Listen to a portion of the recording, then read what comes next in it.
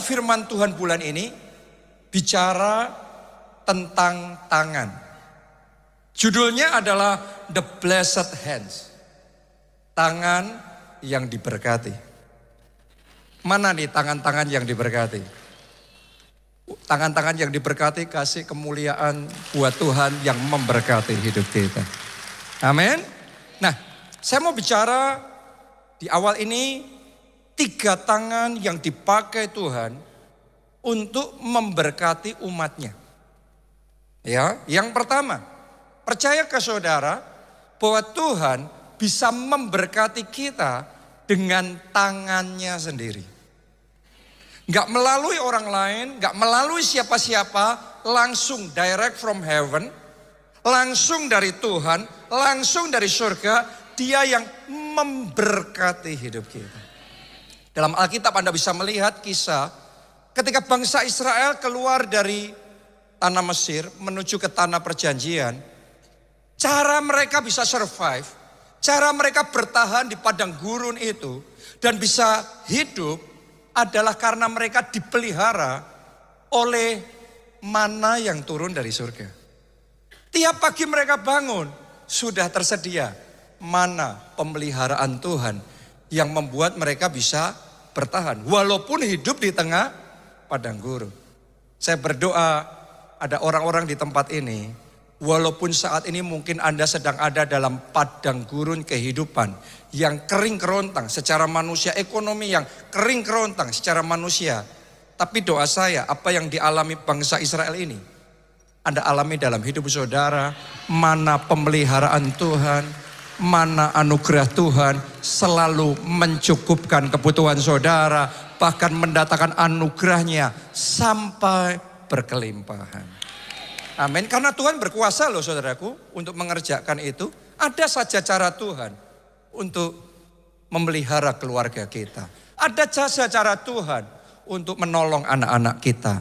Ada saja cara Tuhan untuk membuka pintu dalam hidup kita. Itu adalah mana pemeliharaan Tuhan. Ayo kita baca Yesaya 59 ayatnya yang ke-16.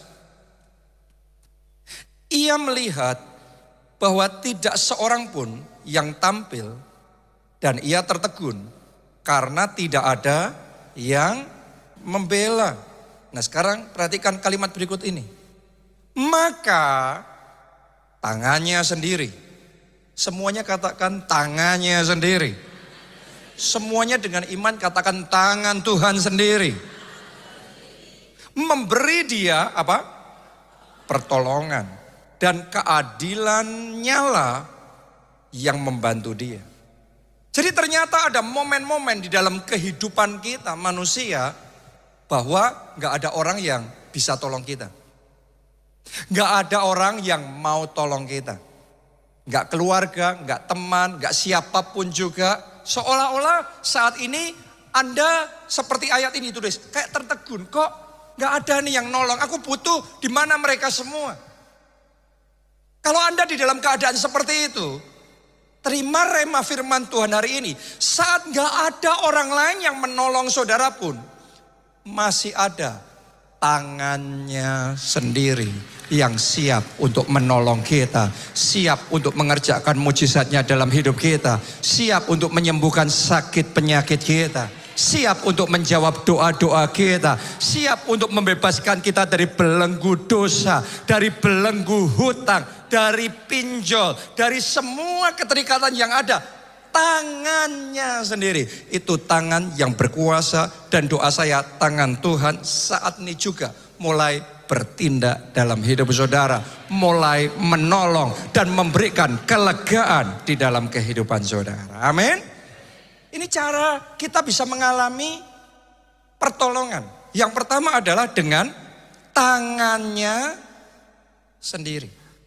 Jadi mari kita arahkan hati kita, arahkan pikiran kita, fokus pengharapan dan iman kita pada Tuhan. Dia sumber segalanya di dalam kehidupan kita. Amin. Dan dia hidup. Itu bukan cuma kiasan, itu bukan cuma istilah. Tuhan itu hidup. Kalau Anda taruh hatimu sama Tuhan berharapnya, Dia Allah yang sanggup mendengar dan pasti menjawab doa-doa kita. Pagi hari ini ada orang-orang di tempat ini terima jawaban doa. Terima jawaban doa. Terima kesembuhan ilahi yang daripada Tuhan. Amin. Yes. Bahkan saat ini Anda sedang duduk mendengarkan firman Tuhan ini, tangannya bisa jamah saudara loh. Mungkin gak perlu operasi, gak perlu obat. Tangan Tuhan sanggup untuk menyembuhkan saudara. Di mana Anda berada, dengan tangannya sendiri. Itu sebabnya penting sekali untuk kita connect sama Tuhan, untuk kita belajar berdoa dan menyenangkan hati Tuhan. Di gereja kita berapa kali saya sampaikan, Pak Obaja juga sampaikan, bangun Pondok Daud. Oke, saya ulangi sekali lagi, bangun Pondok Daud. Ayo semuanya katakan bersama-sama, bangun Pondok Daud. Anda akan melihat banjir mujizat itu terjadi. Karena kita butuh tangannya sendiri. Kalau Anda mau mengalami tangannya sendiri, Anda harus direct sama Tuhan. Langsung. Karena itu bangun Pondok Daud. Good, ibadah minggu seperti ini wajib, yang utama, pokoknya buat kita. Tetapi di luar ibadah minggu, ayo bangun Pondok Daud. Di momen dimana saudara bisa ambil waktu, Anda datang ke gereja, Anda ikut Pondok Daud, naikkan pujian penyembahan, senangkan hatinya. Ya, Anda kalau sama pejabat, sama penguasa, sama orang powerful, orang yang kuat, dia tersentuh aja, satu perkataannya saja bisa buka pintu buat saudara loh. Benar enggak? Satu dukungannya saja bisa membuat yang tidak bisa jadi bisa. Itu manusia, terlebih lagi Tuhan. Tuhan dengan satu firman-Nya saja, kita mau berfirmanlah, disampaikan firman-Nya, disembuhkan mereka. Anda belajar menyenangkan hati Tuhan. Tuhan cuma ngomong sepatah kata, sembuh. Maka sakit penyakit kita sembuh. Tuhan cuma ngomong blessing. Apapun keadaan saudara, maka blessing itu akan datang, blessing itu akan mengalahkan kekurangan, blessing itu akan mengalahkan keterbatasan. Satu patah kata saja dari Tuhan, itu mengalahkan segalanya. Dengan tangannya sendiri. Ayo bangun Pondok Daud. Dan alami itu, banjir mujizat terjadi dalam hidup saudara. Yang kedua, Tuhan bisa memberkati kita dengan tangan orang lain. Bisa enggak Tuhan pakai keluarga saudara? Bisa enggak Tuhan pakai teman saudara? Bahkan saya mau ngomong sama saudara, Tuhan bisa pakai orang yang tidak Anda kenal. Tuhan bisa pakai kompetitormu. Tuhan bisa pakai musuhmu untuk memberkati. Tuhan bisa punya 1001 jalan untuk memberkati. Anda masih ingat gak? Bangsa Israel waktu keluar dari Mesir, Tuhan pakai orang Mesir yang selama sekian ratus tahun menindas dan mengeringkan mereka. Tapi waktu keluar, Tuhan pakai orang Mesir memberkati mereka. Coba Anda renungkan itu. Jadi Tuhan itu sanggup untuk lakukan segala perkara. Ada satu kisah juga di dalam Alkitab. Ketika Daud harus melarikan diri dari istana. Karena anaknya memberontak, namanya siapa? Absalom. Keadaan begitu genting, gak ada persiapan, dia harus lari untuk menyelamatkan diri dari istana. Sehingga dia dan orang-orangnya gak bawa perbekalan yang cukup. Dan karena gak ada bekal, mereka kelaparan. Di momen mereka paling butuh seperti itu, Tuhan memakai seorang kaya yang umurnya sudah 80 tahun. Bernama Barzilai, tiba-tiba datang untuk memberikan makanan kepada Daud dan pasukannya. Sehingga mereka seger lagi. Dan mereka bisa berperang. Mengalahkan Absalom. Mengalahkan musuh. Dan akhirnya merebut kembali istana. Dan mengalami pemulihan, kemenangan yang luar biasa. Jadi Tuhan pakai Barzilai untuk mendatangkan pertolongan kepada Daud. Itu yang sering saya sebut dengan destiny helper. Ada orang-orang itu yang Tuhan mau pakai jadi penolong buat kita. Bukan sumbernya ya, salurannya ya. Tapi dia dipakai oleh Tuhan untuk menolong kita. Saya berdoa orang-orang yang sudah direncanakan Tuhan untuk menolong saudara. Di dalam nama Tuhan Yesus segera datang dan memberikan pertolongan itu. Segera datang memberikan rekomendasi itu. Segera datang memperkenalkan saudara kepada orang yang tepat. Segera datang membuka pintu buat saudara. Dan memberikan kemenangan. Tepuk tangannya boleh yang paling meriah buat Tuhan kita. Ada saja cara Tuhan untuk menolong kita. Saya baru saja pulang dari Amerika untuk menyekolahkan anak saya di sana. 27 tahun yang lalu Pak Obaja antar saya ke Amerika untuk sekolah di sana.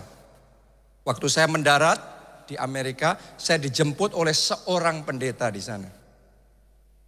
Setelah 27 tahun, giliran saya nganterin anak saya sekolah di Amerika, dan ternyata yang jemput masih pendeta yang sama juga, saudara. Dan saya sangat bersyukur sekali karena saya tuh benar-benar melihat.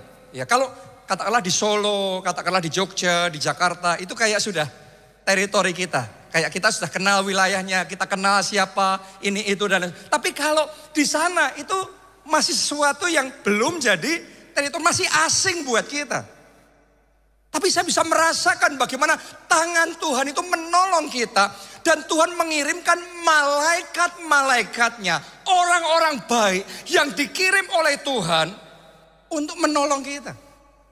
Yang mereka tuh gak mungkin, kita sudah gak ketemu sekian lama, kita juga gak seberapa kenal.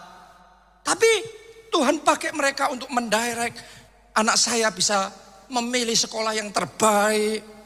Di sana disediakan semuanya, tempat tinggal, terus kemudian dibantu diuruskan segala sesuatunya, dipastikan ini itu dan lain sebagainya.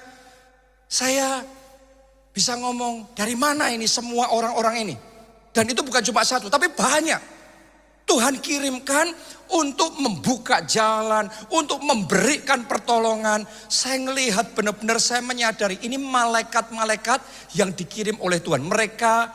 Kepada mereka saya berterima kasih karena mereka yang dipakai Tuhan untuk menolong saya. Tetapi ucapan syukur terbesar saya naikkan kepada Tuhan sumber pertolongan. Tuhan sumber berkat di dalam kehidupan kita. Jadi hari ini kalau Tuhan pakai seseorang untuk menolong saudara, pakai orang tua untuk menolong saudara, pakai family untuk menolong, pakai teman untuk menolong saudara, jangan lupa berterima kasih. Tapi jangan pernah lupa naikkan syukur sama Tuhan. Dia sumber pengharapan. Dia sumber pertolongan dalam hidup kita. Ayo buat Tuhan sumber itu. Kita kasih tepuk tangannya yang terbaik. Kemuliaan yang terbaik buat Tuhan kita.